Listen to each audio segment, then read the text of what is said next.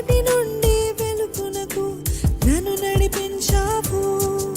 మరణమును జయించిన మృత్యుంజయుడవు నీవే.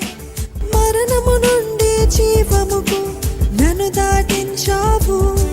పరలోకము నుండి వెలుగుగా వచ్చి మార్గము చూపితివి. చీకటి నుండి వెలుగునకు నన్ను నడిపించావు. హోసన్నా మహిమ నీకే. హోసన్నా ప్రభావము రాజునికి.